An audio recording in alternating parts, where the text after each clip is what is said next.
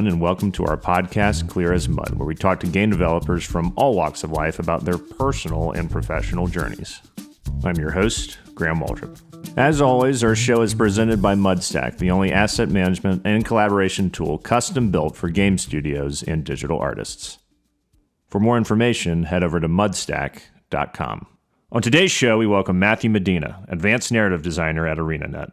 Matthew has worked in the industry for over 30 years now, starting out as a QA tester, and then transitioning to 3D art, and then getting into narrative design as his career moved along. He's worked at some of the biggest studios in the world, including Ubisoft and EA, and now he's at ArenaNet working on Guild Wars 2. So obviously we had very little to talk about, right? We break down the greatest qualities and detriments of narrative in games, what a narrative designer actually does, and how integral they are to every step of the way in the overall creation of a game that features a narrative. For all you cats into narrative in games out there, this is like catnip, man. It's so cool. Matthew goes deep into his craft to tell us how narrative is done in games and how important the success of creating an effective narrative in video games is for gameplay to dictate the narrative. He also talks about how challenging that can be because he has to be intimately involved in every department at each stage of development in order to pull it off. So there's just a ton to learn here, and I appreciate how I know I said he goes deep, but he really goes deep. This is a very detail-oriented episode, and I think you're really going to enjoy it. So without further ado, here is Matthew Medina.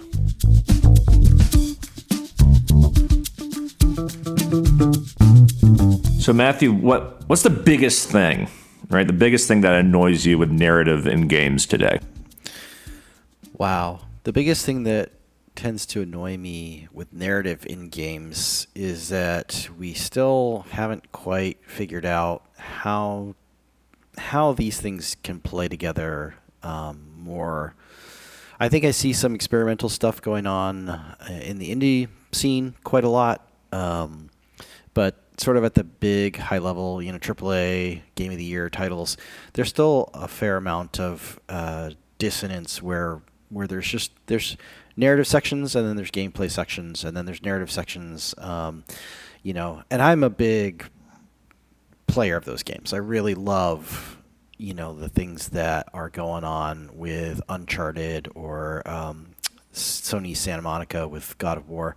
There's amazing stuff out there. The quality level is off the charts, but those games still do tend to suffer from that. Where the Uncharted series is the one that I love, but there's a lot of dissonance there that I think we are, as an industry, still striving to improve, and I think that's getting better. But we still have some road to cover. I mean, I'm on the same page with you, really, with that, because I love God of War, always have, but the new title was incredible. Uncharted, like you mentioned, Last of Us, games like that, Metal Gear Solid. But I agree with you in the sense that all those franchises owe so much to filmmaking, and it just feels like we're trying to ape cinema with those titles by bringing, sort of combining this interactive gameplay stuff with this passive watching of the narrative. And not enough of the narrative, to me, is interactive. And I feel like until we can get to a point where gameplay can really tell the story more so than a cinematic could, we're always going to have that dissonance that you're talking about. Yeah, it's really tough. It comes down to, as well, I think, the level of control that we have, whether it's a controller or the mouse and keyboard. We are still a mind trying to interface with a machine of some kind. And so that barrier, I think, really does kind of prevent us from taking that next step. I know VR is doing some stuff where you're getting a little more involved, but VR is still...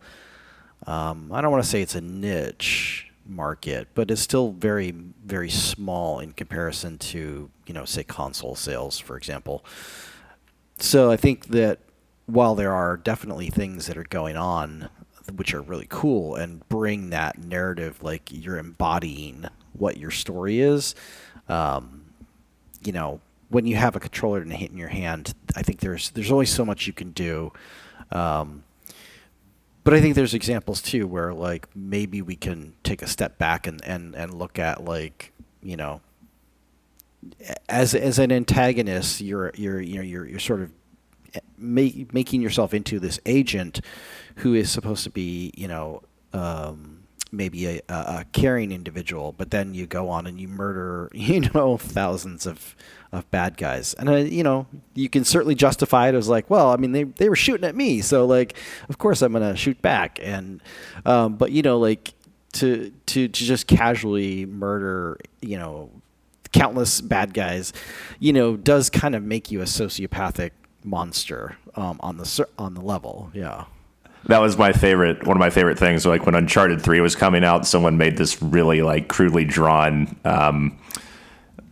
piece of artwork where it was just Drake with two AK-47 shooting in the air, and it was like the greatest serial killer of all time returns, Uncharted 3 Drake's Deception or something. It was just really funny because it's like, yeah, we all like love Nate and he's a great character, but it's like, yeah, he's killing hundreds and hundreds and hundreds of people. Even though, yeah, you can, like you're saying, use the justification of, it's sort of fair game fortune hunting, right? But it's still like, wow, when you really just break that down, it's like, these people are maniacs. Yeah, and it even comes down to like the choices that we make about like whether or not. Because I mean, so I'll use so we're talking about Uncharted. I'll use the example of like when they introduced stealth into the gameplay of that. I was like, oh great, now I can have some options where maybe I can be not pacifist, but right, like non-lethal. Can I sneak up behind somebody and choke them out and know that, yeah, they'll wake up, later and be okay.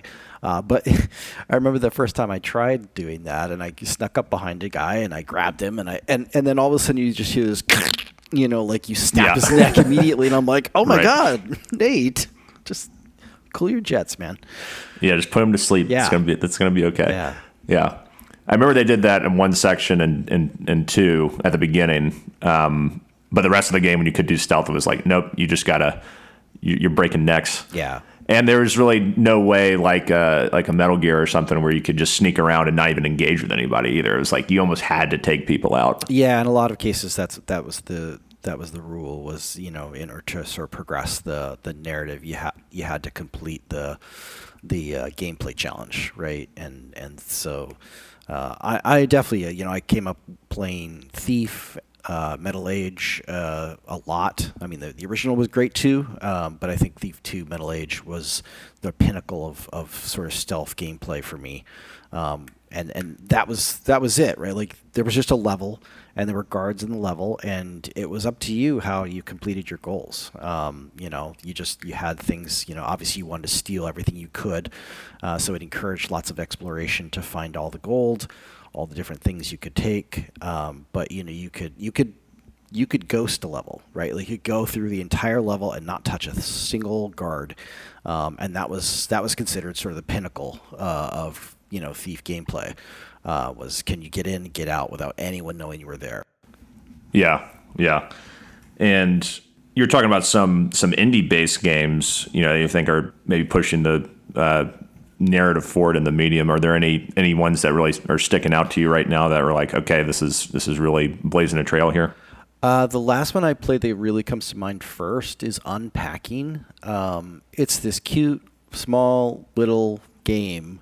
I got it on the Switch, and it's exactly what it says. The title's Unpacking, and that's what you do. You unpack.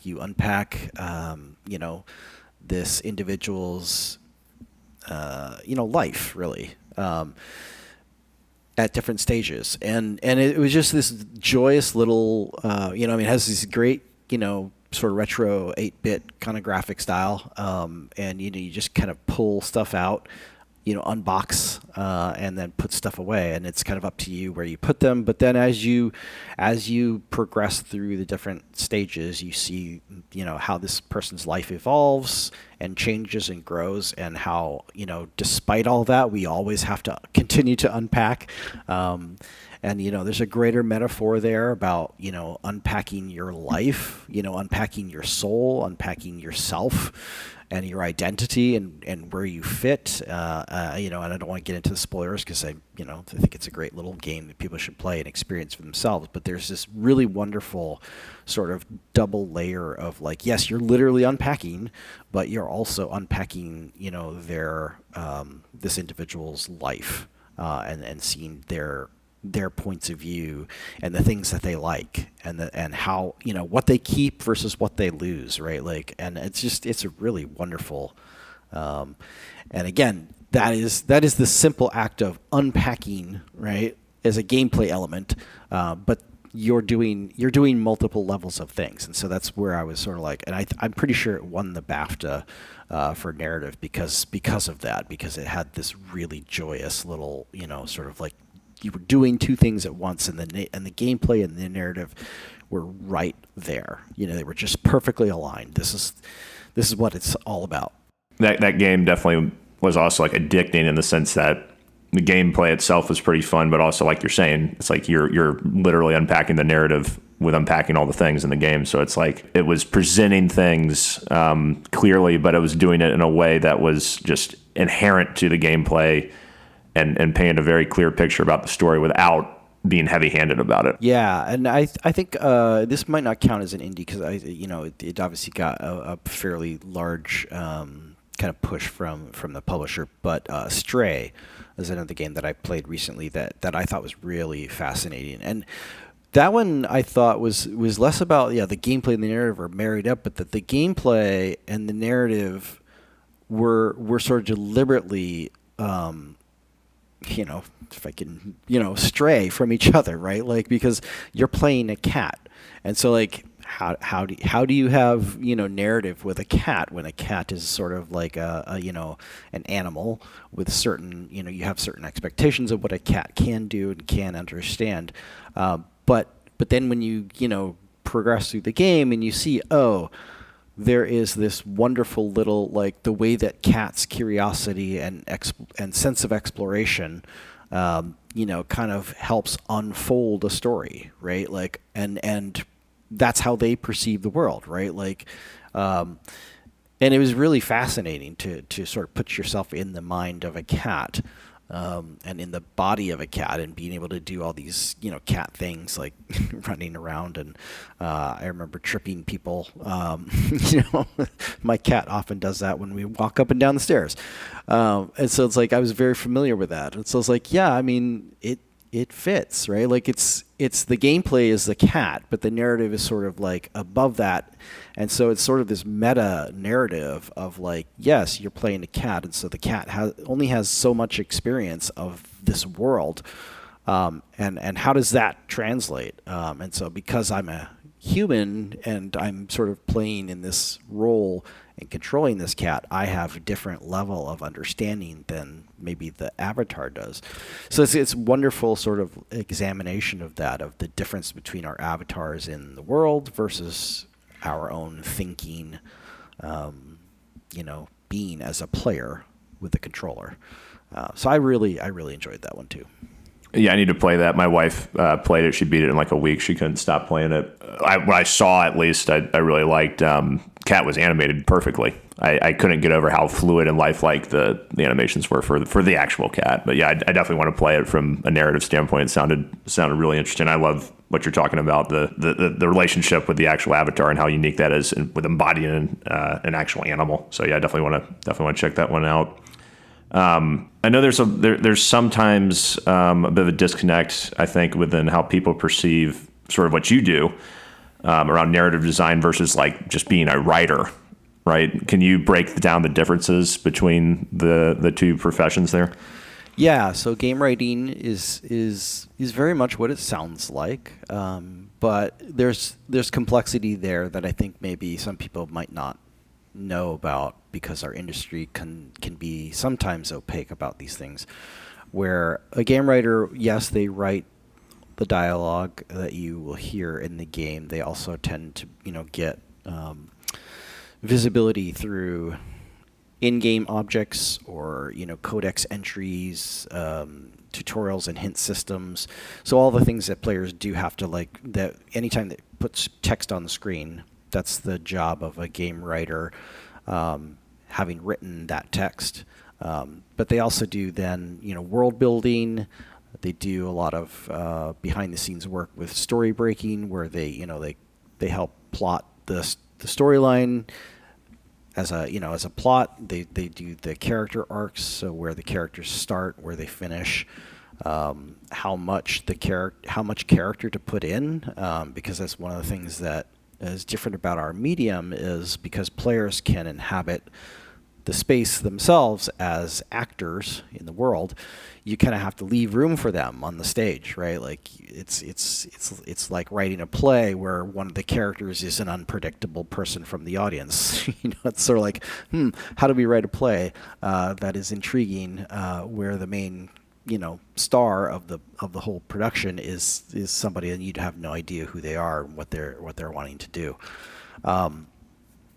So game writers have to try to plot around that and create character arcs around that.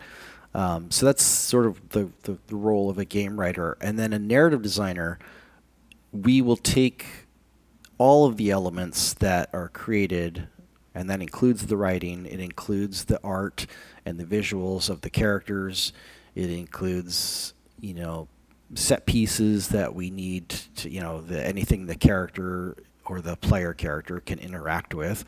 And we build out the world that they will inhabit, and we build out the missions and the levels.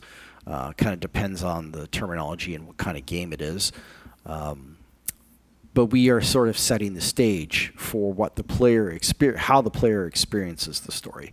And most of the time, I will say, I think that involves some kind of implementation using the in-game development tools, whether it's Unreal, Unity, or a proprietary tool. You get hands-on, and in some cases you will do either a visual scripting language or a text scripting language.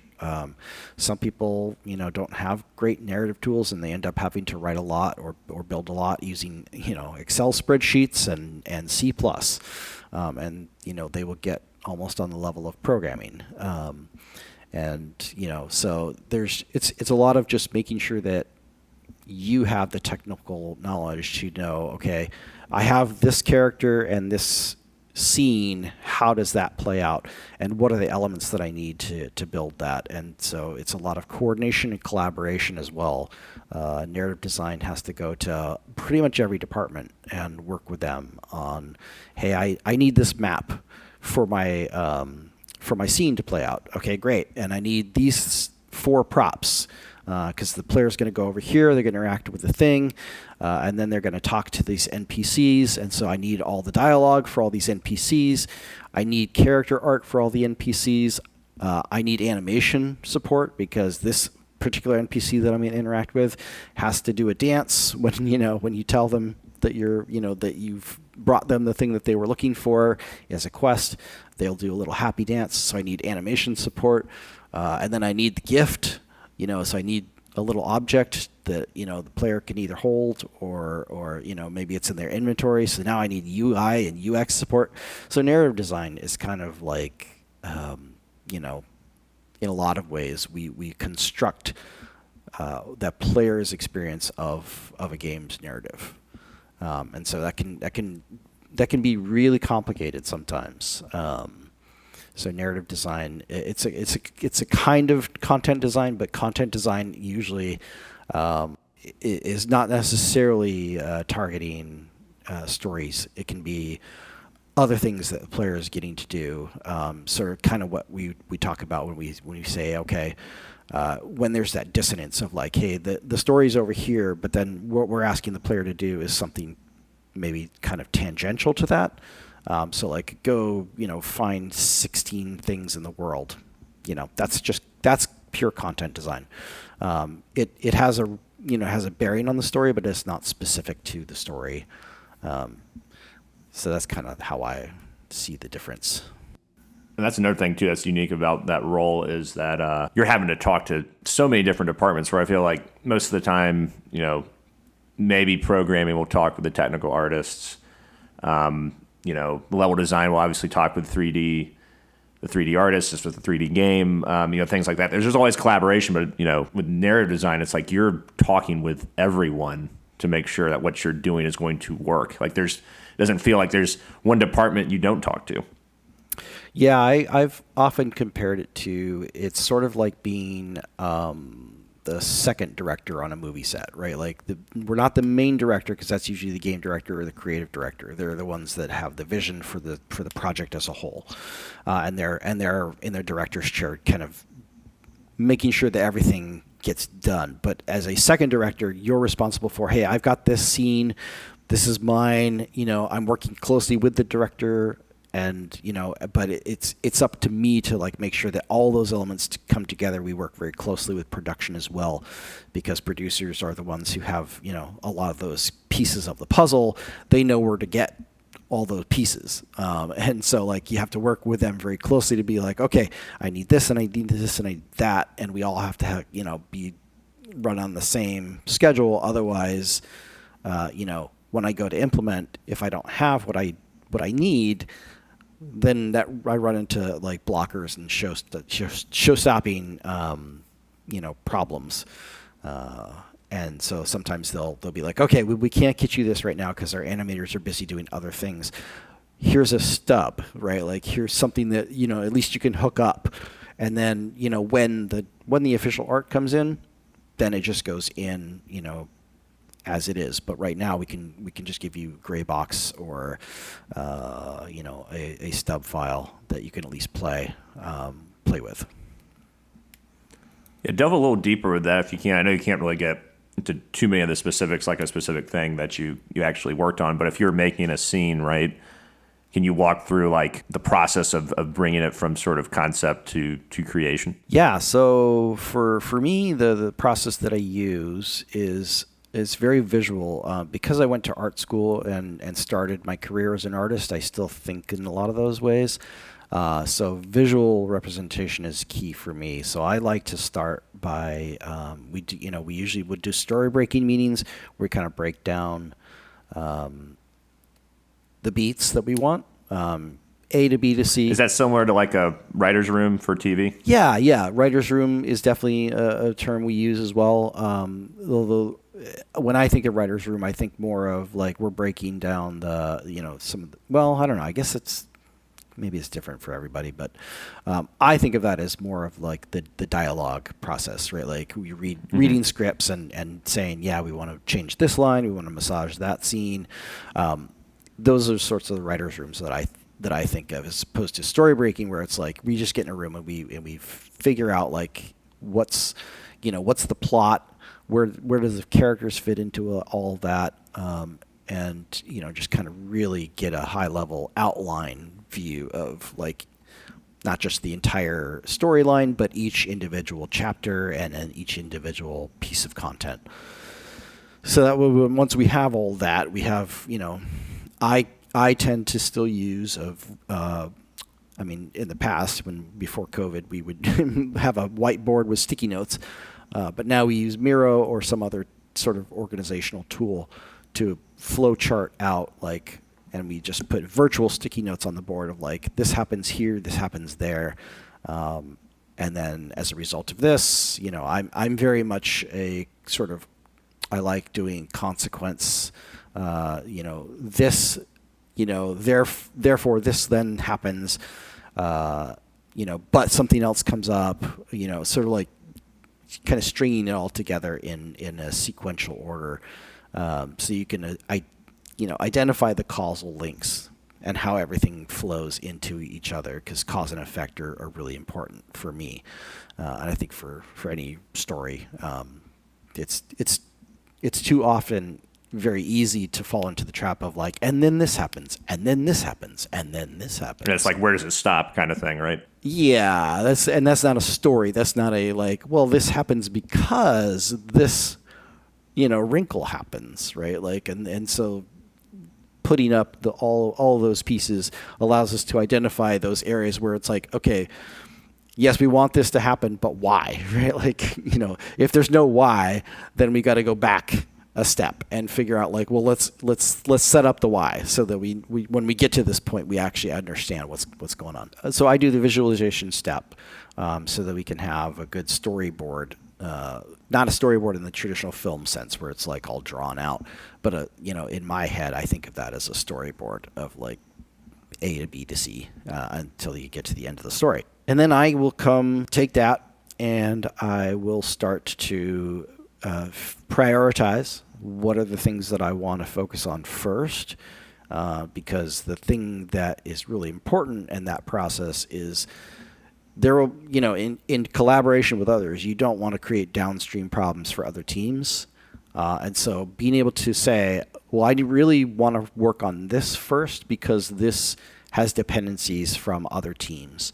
And so I want to make sure I identify what those are going to be so that I can inform those other teams, hey, we have this very big moment, at the end of the story, and we really need it to be stellar. So we need animation support, we need visual effects support, we need cinematics to come in and review stuff. We need, all those things that will make it a shining beacon of, gameplay and narrative.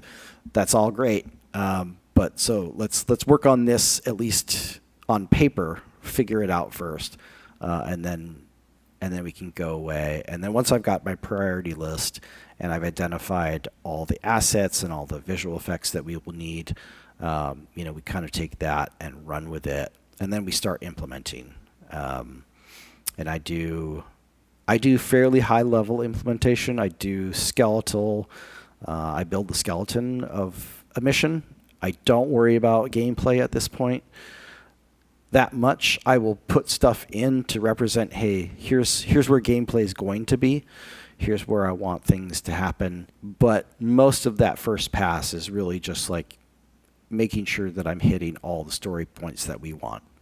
Right. Does level design or specific game designers come in and figure out what the gameplay is going to be, or they work with you on that? They do work with us on that, but a lot of that also still falls on the narrative designer, because I would want to work with our systems designers and content designers and figure out like what are the things that I need to pull in, because if there's a feature that that is existing, the feature is something that needs to be integrated into the story as well. So where is that going to happen? How do we do that? What's the theory? What's the tutorialization that we need to do? Where do we want to take this? And then are there pieces of content that we also want to showcase? Are there things that we want to spotlight in the story? How do we bring that stuff in? Figuring that out together. So yeah, narrative design definitely sits in the same pocket, and we have, I think narrative design benefits greatly when it's working in tandem with systems design and technical design and content design. It's just all one big family. So I think for a game to feel cohesive, all those design disciplines really need to be working together and on the same sort of page. And I imagine that's pretty frequent, right? Like, I bet there's not like a ton of time that goes, past like your storyboarding to your list of things to your skeleton, where you're not checking in with someone on those teams. Yes, I think that is a true statement. When that's not happening, I think it's very obvious in the end product. Right. Because disconnect. There's going to be that disconnect where it's like, well, there's this system over here, and it's a really cool system, but it's only talked about once in the storyline, and then it's never brought up again. Why is that? And that can happen. It can happen on the best projects. It's not. Sometimes there are very good reasons why. If a feature is out of sync with where the rest of the project is, and that could be for nobody else, nobody's fault other than either it got reassigned, late in the project, or a director came in and said, we might want to do this differently. This isn't really singing to me, and I want to change it. And at that point, if the rest of the project's kind of gone along, you kind of have to live with that little bit of disconnect, because there's no way that you're going to restart the whole project because one part of the project got out of sync. So it's unfortunate that that's how game development sometimes works. Okay, so you're sort of in this period now. I think sort of the skeletal part. So what comes next after you get to that position? So I think for me, I like to then do a sanity check by having stakeholders come in and review. Lead writing and lead designing folks will need to come in and at least play through it and be like, yes, this hits all the expected, story beats that we want. This also has all the right, pacing in terms of like where we want gameplay, and that the gameplay and the narrative are playing well together, and that they are not like there's no inconsistencies. Or even worse, contradictions of like, hey, you're being asked to do this thing in gameplay, but the story says something different. Why is that? Hopefully you identify all that stuff right away. Usually that gets a fairly clean, version of the story at the end of that process, because you will kind of have identified all the worst offenders. And where you need to go back and smooth things out and pull narrative and gameplay closer together. And so that's what allows you to move to the next stage, where the writers can go away and write, to the actual gameplay that you identified as needed. And then they can start working on the character arcs and how the characters interact in those storylines, and then from there it's just the narrative designer will just iterate and build that gameplay in until you get to either, depending on the project, either a vertical slice, which is, hey, we want to see the entire project in a small chunk, and so you'll build 20% of it, but that 20% has everything that the game is supposed to have, so that you can at least say, okay, we've got one mission, we've got one map, we've got the feature in place, we've got the anticipated thing, so that the stakeholders can then assess that as well and be like, yeah, we're moving ahead with this. And if that's not going to pass, then there's very little chance that the project will be on target. So that's a good place for you to readjust. Well, I think that's interesting too. You're talking about how gameplay dictates dialogue, dictates character arcs, and not the other way around.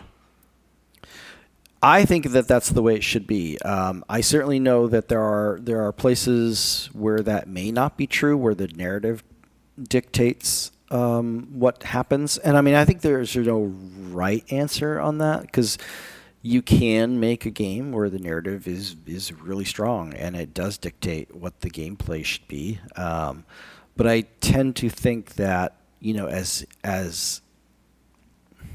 far as that goes, that ends up feeling more to me like interactive fiction, interactive novels or television shows, or which is fine. I think there is room in our medium for those, for sure. But I think most of the time I find that when narrative takes its cue from gameplay and from content, then I think that's where you get the most bang for your buck in terms of like it feeling like a really good game experience, because that's what makes us different from novels and television shows. It may not always be the best writing, because again, making good writing that has to account for the unpredictable player character, that's a tough thing, man. I don't know that anyone's figured it out yet. I think we're all in the process of trying to find that. I think there is ways to make that work, but the scope needed to make that work sometimes is just really prohibitive. Like you'd have to write alt lines for every single possible player action, and I don't think anyone can even think of all those things. No, I mean, it would be a writing and programmatic nightmare. Yeah, absolutely. So I think, just figuring out like where are your battles, where to pick your battles. That's also part of that mid process of deciding when you're implementing and iterating on your storyline. You have to then start picking your battles of like, okay, where are the places where we can really tune in to the player and tell them that they're doing the right thing, or give them accolades for what they have been doing. Because that's a big part of what we do too, as well in games development, is making sure that the player feels that they're doing something right, or that they are doing something that is rewarding to them. I think rewards, we too often get into the loop of like, yeah, rewards is just about like giving the player cool stuff. And it's like, well, yeah, I mean, who doesn't like getting cool stuff? But I think it's better and it's more rewarding and memorable for the player if that cool stuff is accompanied with a really compelling narrative hook. I will say, like, I think that's one of the successful things I've seen with the Destiny games is they've turned that into a really big hook, right? Like, it's not just about the weapon you get. Like, yeah, those are cool weapons, but the fact that each of the weapons has a story and a really like touchstone moment, and it doesn't have to be big, right? Like, but it's enough to like drive players to be like, yeah, this is cool. I got this awesome, weapon that has a story to it. So I think there's a lot of room for us to deliver story in a number of different methods, and so that iterative process is part of exploring all those different vehicles for telling stories. Yeah, I think you hit the nail on the head with all that stuff, and particularly going back to talking about how gameplay should dictate what happens around dialogue and around story. Games like Quantic Dream games like Heavy Rain and Detroit and things like that. It's like it's such a clear narrative, right? But it's like you don't really feel like you're doing anything at the same time. Like you're making some choices, but it's like in terms of like the moment to moment gameplay, unless you're making a really big decision, it's like a mini game kind of sorta. And it's like I'd rather just kind of watch this. Yeah, I do like those games, but like you said, right? Like your agency as a vehicle in those games is limited. You have some choices to make. You have some light sort of like puzzly minigame kind of gameplay, and that's fun. But yeah, you're not. There's no illusion that you are this character. It's more like, how do you want this? I kind of look at those as those choose your adventure books, which I loved as a kid. I love those, and I still do. You can make the outcome different in the end, but really you are not doing a whole lot that other people are not doing. Your experience will not be distinct. Yeah, it's like a narrative boa constrictor squeezing the life out of the gameplay almost. What the gameplay could be if it was a different design decision. Yeah, there's this great video though of somebody playing Heavy Rain, and there's this chase sequence through the market. And with the chicken, right?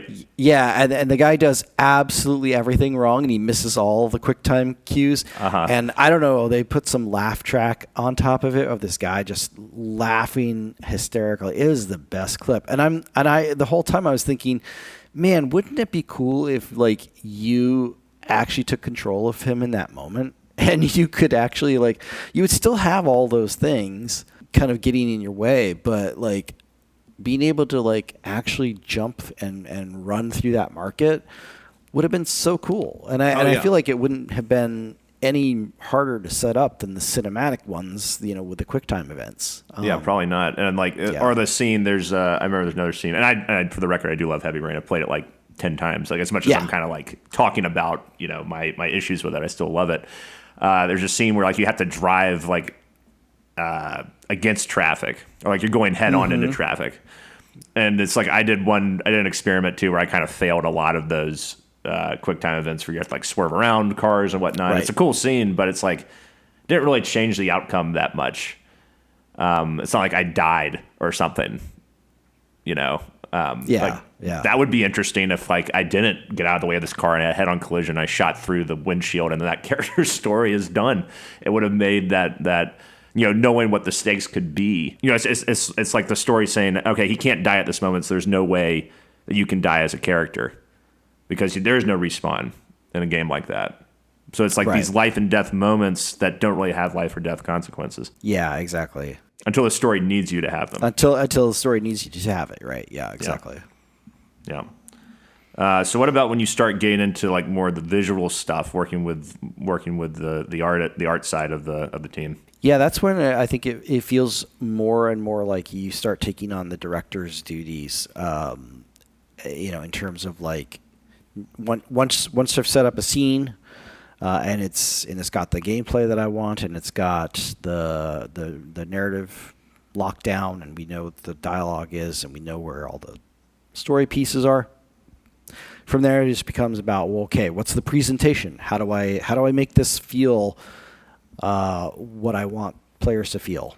And that can go into like, okay, I need the map artist to give me an environment. That gives me the kinds of sight lines that I want, the kinds of, and that's different from level design sight lines, where the level designers are going to want sight lines that tell the player, where they need to go or important things. For me, a sight line is more like, hey, I have 3 actors on this virtual stage, and I want to showcase them. So, like, where do I want the camera to generally be when I can't control the camera? Like if you're a third-person game, you're gonna see the back of your character, and the camera's gonna be in the player's hands. They can swing it around. First person, the same thing. They can kind of turn their head. So we in games often don't know where the camera's gonna be.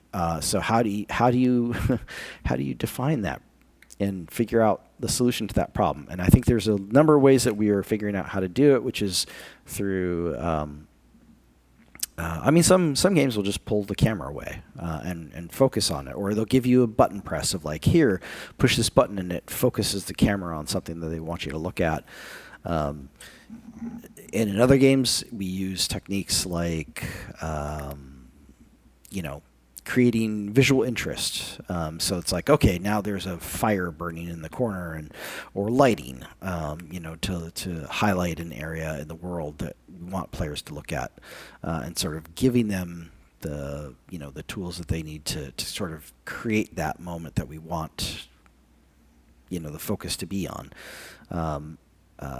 I in my personal work, I've started looking at like the ways that theater uses, for example. So a trick that I used often in my work is I'll put, NPCs, I'll just tweak their facing. So like normally when people talk, they're standing and they're facing each other.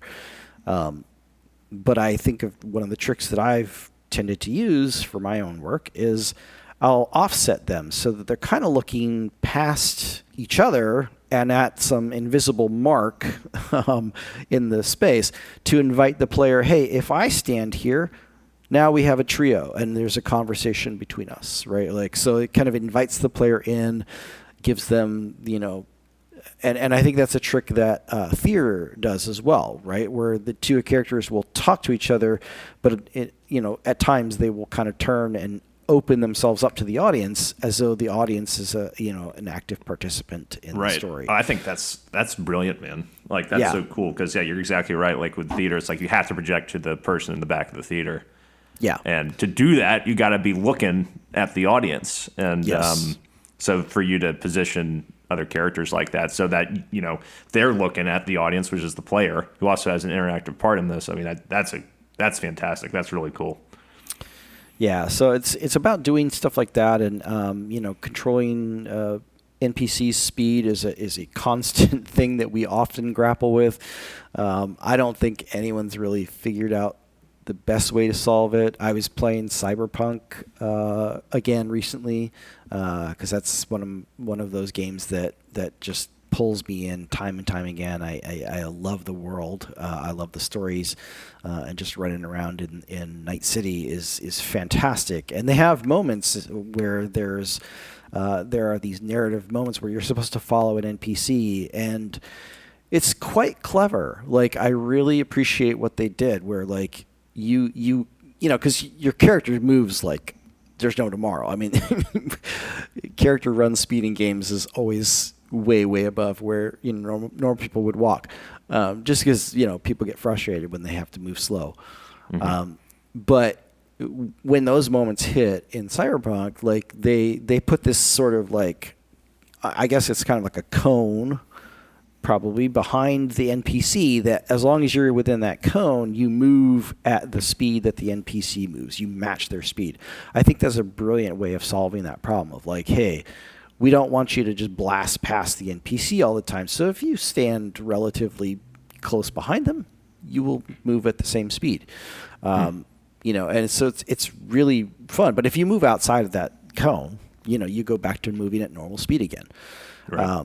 So, you know, there's all kinds of tricks that I think as narrative designers and, you know, game developers have been trying to find to make that connection to the story and the characterization of yourself in the agent that you're controlling more immersive and more important.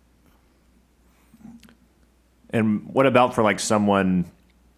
It's not really off topic, but it's based a little bit about what you were saying, but like someone who maybe isn't as into the narrative, right? A player who isn't as into the narrative, just wants to play the game. You take that into account at all in terms of how do we get them invested, or is it just sort of like, this is what we're doing, this is the type of game we're making. Hopefully they still get something out of it, but you know, this is sort of what we're doing. I think we have to look at that more seriously, and those are challenging situations. You know, if the game engine or the game systems aren't built for that, it can be really hard to do. And I think games that address that, I think will probably do better across the board with regards to like player satisfaction, maybe. Just because, yeah, I am right up there with a lot of the time. Like I'm a narrative designer and I love game narrative. I absolutely adore it. But there are times when it's like, okay, now I've done this. I know what to expect. I know what the story is. You know, I don't need any more dialogue right now. I would love to skip it. I would love to just move along and play and have the experience of play. So I think we really want to be in a position where, like, yes, narrative in games, you know, I love it and I take it very seriously, and I hope that players enjoy narrative that, you know, I or others create. But at the same time, like, I think it is valid for us to say that is not for everybody. So let's find ways to either turn it down or turn it off by allowing them to skip things that they are not interested in, because there are different players. And yeah, it's interesting because I know accessibility is a big thing that we are, as an industry, working on improving. And yeah. I think that goes hand in hand with that. I think while it's not necessarily an accessibility issue, I do think that it is similarly, like, you know, now that we have like many different like a lot of games ship with many different difficulty levels for different, you know, kind of what is it you want today, right? Like, what is it you want to experience? Do you want to experience just the story, or do you want a challenge? Do you want to have, you know, and do you want an extreme challenge, right? Like, so like difficulty levels are getting better and more nuanced and more granular with what you can control. And I think story presentation is the next thing on that list, to be able to say, you know what, I don't want story in my game. I mean, obviously it's going to be there because I don't know how we would build a story without some kind of through line, but you know, in terms of like, yes, allow me to skip it all by giving me a button would be great. And it does mean that we have more complicated development But hopefully you can build that in systemically by having it just be a thing. It's like, yes, we're going to make it so that story is skippable. We're going to make it so that dialogue is skippable. We're going to make it so that, maybe we have like some sort of text-to-speech thing so that you can present things in text. And then if you want it to be audible with VO, you hit the button, and if otherwise it's read whenever you have the desire to do so. I don't know. Yeah, there's certainly a lot of possibilities there. I mean, it's been incredible what's been done for people who are colorblind and things like that. Particularly, I hate to keep going back to PlayStation Studios, but the Naughty Dog did, I thought, Last of Us 2, for the accessibility for people who are colorblind or whatever. It was just so thought out, because there's been some sort of things like that I've seen in the past that just kind of feel a little half baked. But this was like, no, whoever designed that or the team that did spent a ton of time making sure it's as accessible as possible to the biggest market possible for that game.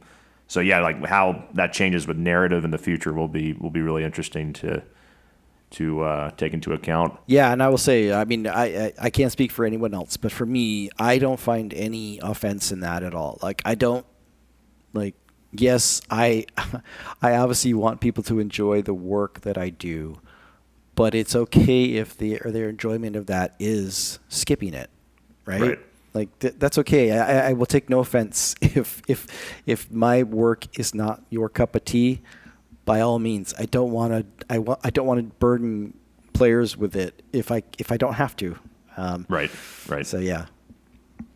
What about stuff like getting like QA feedback on certain narrative decisions and things like that? Do you ever have to go like back to the drawing board or make a lot more iterations than you thought you would have to? Yes, in fact, that is a key component, and I'm glad you brought that up. Like, quality assurance, I think we have gotten to the state where I really believe QA is the most essential part of game development. It's the difference between a good game and a great game, but it's also the difference between the broken game and a ready to ship game, which is obvious. But part of that is making sure that the narrative has consistency and a through line that makes sense. The most challenging thing, I think, for us in narrative and game writing is we are so close to this. Like, we have scores and scores of meetings to discuss this stuff. It's living in our head. We are breathing it. We are eating it, like it never leaves us. We're always thinking about our storylines and our character arcs. And so it's intimately clear to us. And it's not until somebody who is, QA, they're getting to play it for the first time, and they're going to be like, well, this doesn't make any sense. You go from this to this, like there's no through line, right? Like, it's like, well, no, it's right here. And you point to like the one line of dialogue where maybe an exposition is given, and you're like, oh, I totally missed that, right? Like, so that's one of those things. They're like, yeah, you need QA to come in and check you and give you feedback that, yeah, hey, this story that's in your head that's brilliant, you got to put more of that on the page, or in our case, in the bits of the world. Because yeah, it's really easy to get too close to something and think, well, this is, of course, it all makes sense, it all flows, and it's not until somebody else comes in and is like, no, dude, you've got this giant gap. There's a big plot hole here, or this contradicts other things that you've done, or this character would never say this, and you're like, well, yeah, they would. And then you kind of go back and research the character, and you're like, oh, well, yeah, I guess that's true. This character probably wouldn't do that. But it makes sense in the moment. So yeah, having somebody that check you and provide great feedback is super essential and key. And our QA people, I think, maybe are unsung heroes who don't get enough credit for their valiant efforts at keeping games from being fundamentally awful on a lot of levels. Right. And that's really cool too. That sounds like they really understand the characters. They understand the stories you guys are trying to tell, or almost act as editors for a novel in a way. Yeah, and I will say that leads me to think that I think right now, sort of quality assurance is very generalized, right? Where you have a cadre of quality assurance analysts or testers. I really want there to be maybe in the future looking at, hey, do we want to have specialists in this department, right? Like, do we want to have narrative QA? Do we want to have content QA? Do we want to have feature QA? People who understand things on a deeper level. And maybe, a narrative QA would have very good lore knowledge, exceptional sort of character understanding, and maybe even they do their own, sort of like writing and being able to look at things and spot typos and errors, and help the editors out, and so it's like I mean, I think there's definitely room for us to look at that. Yeah, and I think that's also something too. If there were to be more specialized QA, then it almost could set up more specific tracks for those people if they wanted to, eventually get into narrative design or get into writing or whatever. It's like this would be the first step to doing that in a more overt way. Yeah, I think it does happen. I mean, I will say, like at our studio, we do have some analysts who are exceptionally, it's not their whole department, right? It's not their whole specialty, because there isn't that level of granularity yet in terms of like titles or roles. But I do think that there is a fair amount of room for us to look at that as an industry of like maybe QA needs to evolve to match the sort of specialization that we have in our industry as a whole. Yeah, definitely. What about when you get into sort of the cinematics and voiceover world? How does that impact what you guys do? We definitely the biggest impact that has on us is making sure that we prioritize certain things, because both cinematics and voiceover require a lot of lead time, right? You've got to, like cinematics take a long time to make and process, and so they need scripts very quickly so that they can lock some stuff down and start making these giant production pieces. I mean, unless it's like they have the ability to do in-engine cinematics, which not saying that those are easier or that takes less time, but in-engine cinematics, I think you can make more adjustments. I would assume. I say this in ignorance because I've never actually had to do that, but it seems, at least on the surface of it, to be a little easier than like a pre-rendered cinematic, for example. And then VO requires a lot of lead time because you've got to schedule the actors, you've got to schedule the studio, you've got to get a lot of stuff in place before you can go and record. So it impacts how quickly or how importantly we structure certain dialogue and scripts. And so that's kind of what I was saying before about like prioritization is not just about like I need these maps, I need these props, but it's like I also need these scripts and I also need these assets for cinematics, and I also need to tell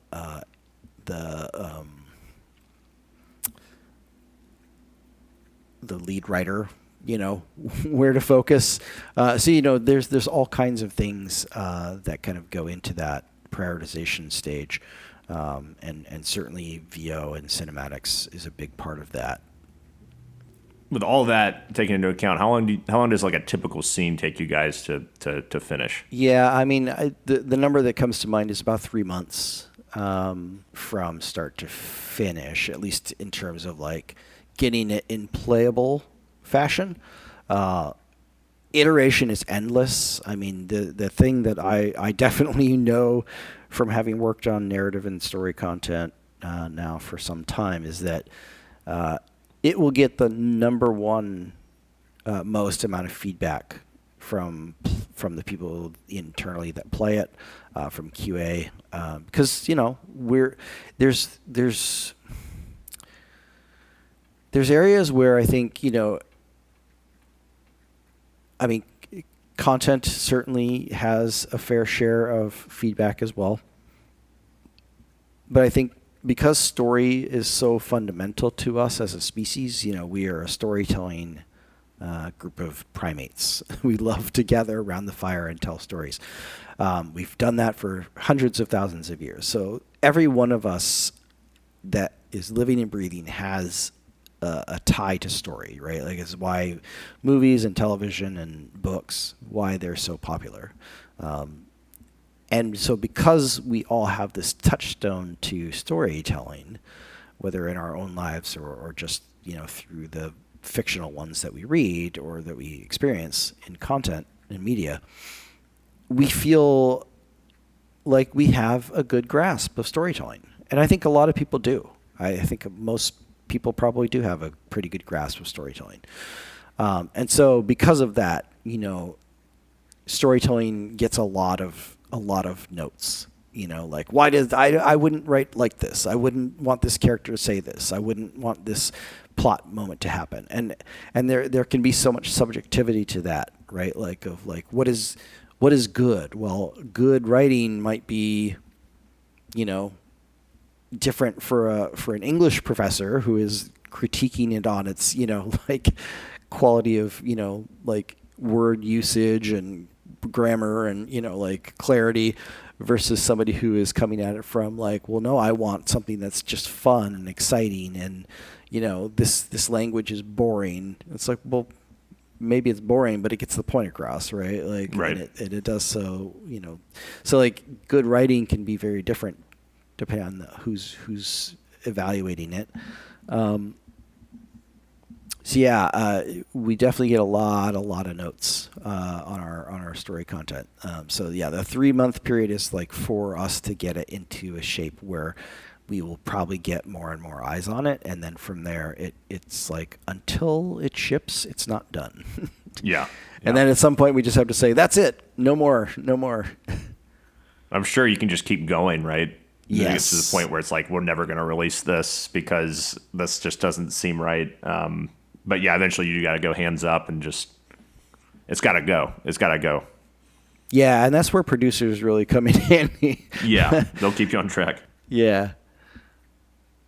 But I mean, some projects, are perfectly comfortable doing that. I mean, I don't want to knock on anybody, but like, I know that there are studios that will work on something for years and years, and either they'll never release it or they'll keep us in suspense waiting for it.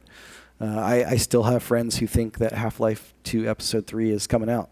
I'm like, right. It might. I mean, Valve certainly could surprise us, but at this point, I'm not going to hold my breath too much, even though I would love to see it. I kind of feel the same way about Kim Levine's whatever game he's working on. Oh, yeah.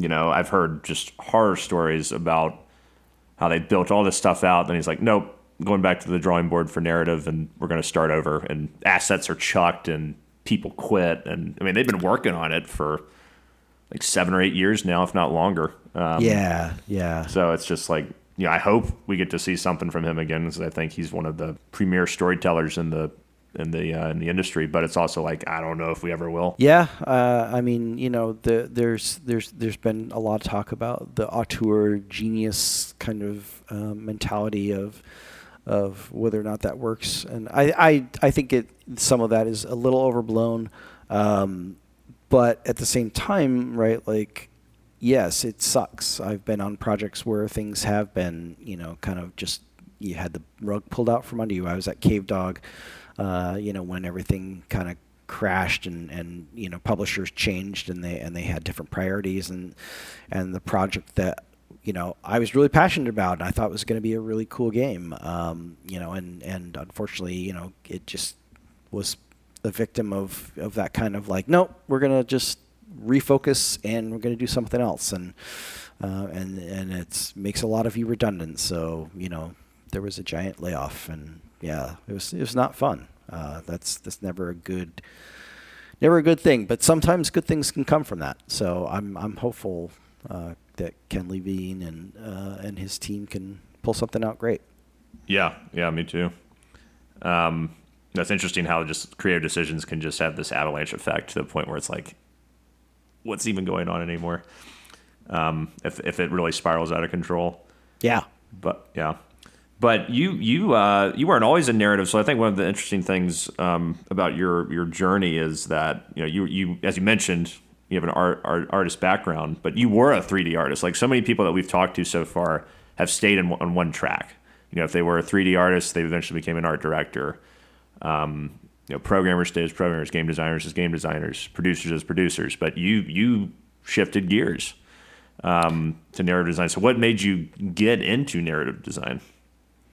It's interesting. I've had a really fun journey. I mean, I will say, like, I kind of feel like I started in narrative design, but I didn't know what it was, and there wasn't a road for me to go at the time. Because, I mean, I spent a lot of my youth filling notebooks with stories and characters, and, I wrote all these different things, but I never thought, oh, I want to be an author, right? Like I never thought I wanted to get into writing. But I wrote these things thinking, oh, I'd love to tell this story. I want to tell this story. I was a storyteller. But then in high school, I kind of took that in the visual arts direction because I recognized that I had some talent there. And so I got into that first, because it was like, well, I mean, I can draw what I want, right? Like I can do paintings, or I really wanted to get into comic books. I wanted to draw and write comics. But not so much that I put a lot of effort towards that. I was sort of ambivalent in that way, where I was doing what I wanted to do on the side, and I drew a lot of comics, comic pages, but that's it. I would do like a page or two, and then I'd be like, okay, moving on to the next thing. But the Art Institute, where I went to school, helped me kind of get oriented in other ways, and learn a lot of different things art-wise. But then I kind of fell into working as QA on some video games at Humongous Entertainment, where I started out my career. And then I recognized, oh, wow, you can be an artist for video games. That's cool. I never had heard of that or thought of that.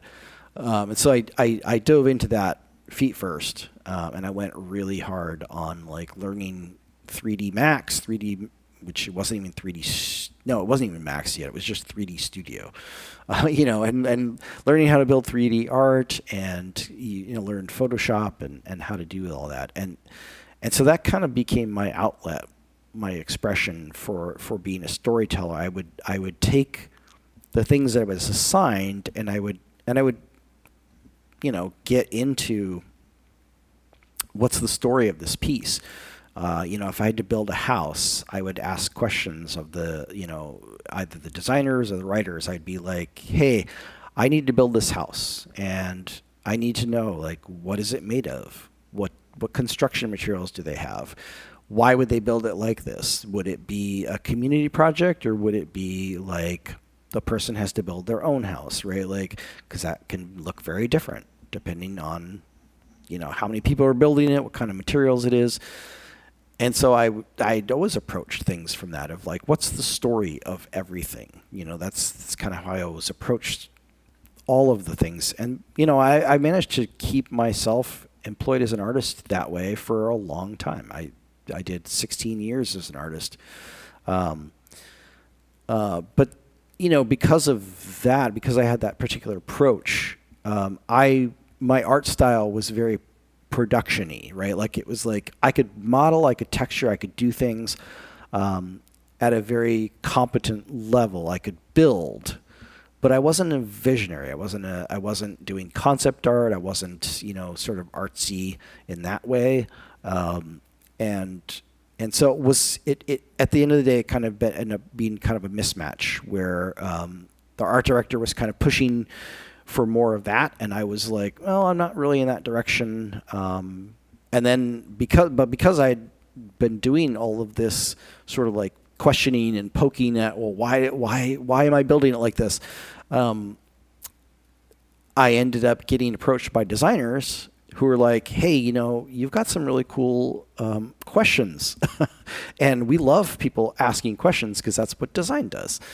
And so, it kind of became this thing of like, well, I'd never thought of being a designer before. Let me give this a try. And so we did some preliminary work. I took a design test, and turns out I do good on the design stuff. And initially, like, I knew, like, I could see even in the design, when I was doing the design test that I took was, I took a very narrative design approach to it. But even then, I wasn't sure what narrative design was. I thought of design as just this one sort of giant umbrella, and that I was going to be a designer, without really knowing that there were different kinds of designers. Because again, it was sort of like this new thing to me. And then as I got in and I transitioned to design work, that's when I first began to realize, oh, there are different disciplines, there are subdisciplines, and wait, I can be a storyteller, right? Oh my gosh, there's room for me to now start telling stories. And so it kind of awakened that childlike need that I had when I was filling notebooks at home into, oh, I can now fill, documentation that does the same thing. And I can write backstories for my characters, and I can come up with all kinds of ideas. And so, like, even though I started out in sort of hard content design where I was designing, sort of events and kind of open world kind of content, I was still attaching stories to those things. And I think it was very clear to the folks that I was working with that I had a very significant story interest. And I made that clear that, yes, I would love to work in that. And so, like, over the years, I was able to transition and sort of, well, not transition, but specialize into narrative design. So that's kind of how I got to where I am today. I love the full circle effect of that, of starting with, writing stories, creating art as a kid, and then coming to where you are now, and the inquisitiveness behind that, like the why. The why led you into transition, or the why and the how behind everything led you into transitioning into narrative design. I think that's a story in and of itself. Yeah, and I think that's the central questions that I think are important for narrative, and I think that sums up to me like what this is all about, right? Is like narrative designers are here to ask the why and the how so that players don't necessarily have to. I think we want them to do it, but I think we want them to not have to be like scratching their heads like why or how. So I'll give you like an example of like narrative design outside of games. I went to this event. It was a Halloween event where it was supposed to be like this house of ghosts, and you're supposed to go around and talk to them, but like there was no narrative design there, right? Like it was a missed opportunity for me. Like I wanted to pull the event organizer aside and be like, if you had this here and you let play, because like I didn't know what to do. Nobody knew what to do. Yeah. And so just like a bunch of random monsters jumping out and stuff without any sort of structure. Exactly. To it. Yeah. And it's like, if you just ask the why and the how and let your audience not have to ask some of those questions, they'll have a much more enjoyable experience. So that's kind of what I think of. Last thing we'll touch on is any sort of advice for prospective narrative designers in terms of building a portfolio up. So I feel like with art, it's a little more of a clear-cut answer, but for narrative design, I feel like it's a little more ambiguous. It's not like as standard of a position, right? So anyone who's listening wants to be a narrative designer, what do they need to do to really beef up their portfolio? The things I think a narrative designer is going to want to focus on is you want to have a broad range in your portfolio. And so like a game writer is going to want to have obviously scripts and those sorts of things, VO, samples, screenplays.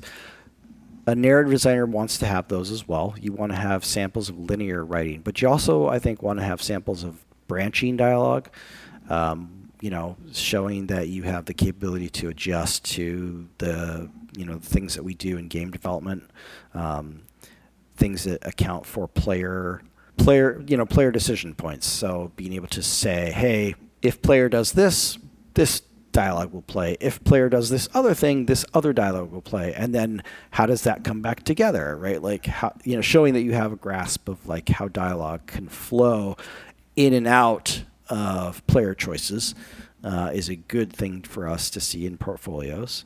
Barks, I know it's not super glamorous, and a lot of writers and narrative designers don't necessarily like them.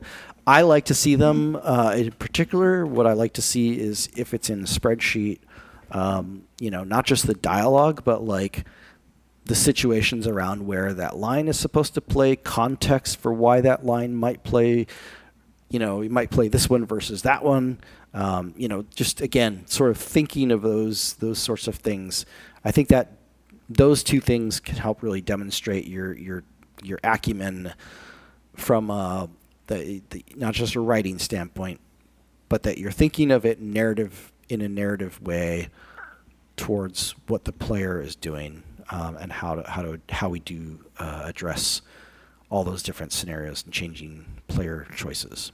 From there, I think, seeing some amount of world building is always good. If you've got documents that show that you've written backstories and character arcs or bios on characters, in particular, how that might get translated into a gameplay element. If you're playing a combat shooter, and you've got different manufacturers for the different weapons or what have you, do those have gameplay differences, right? Does this weapon do more damage than that weapon? Does this class of weapons have a weakness that this other weapon does not? And those sorts of things, just to give a sense that you're thinking about not just the cool story of these weapons, but what kind of impact that may have on gameplay. So anything that shows those sorts of interconnected elements is great. So that's kind of what I look for at a high level. Yeah. No, that makes a lot of sense, and hopefully that's helpful for people who are trying to get their foot in the door as a narrative designer. Anything you want to plug before we sign off here? I will say this: the only thing I will plug is I have been doing this job now for 30 years because I started as a QA specialist in 1992. So I've been in the industry a long time, and the only thing I'm willing to say is that I am at the point in my career where I've had my time in the sun. I've had a lot of great experiences. I'm super grateful for what this industry has given me. And the only thing I'm at the point now where I want to plug is that I want to give back. I have had a couple people reach out to me for mentorship, and I don't know that I have the bandwidth to do full-time position mentoring, but I'm happy to answer questions. I'm happy to have people reach out, and I can talk to them. I've done some Zoom calls with folks who are needing a little bit of guidance, or are young and want to break into the industry and have questions. I love doing that stuff. So in as much as I can, I'm happy to do that. Definitely gave back today. There's a lot of great information out there. It's super in-depth, really informative. So we really appreciate you stopping by and talking to us today. Yeah, I appreciate the opportunity to sit down and talk shop with you. It's always good. All right, that's going to wrap up this week's episode. We want to thank Matthew for being our guest. To find out more about Mudstack, head over to mudstack.com, where you can follow us on Twitter, LinkedIn, and join our community on Discord. And of course, we want to thank you for listening. We'll see you next time on Clear as Mud.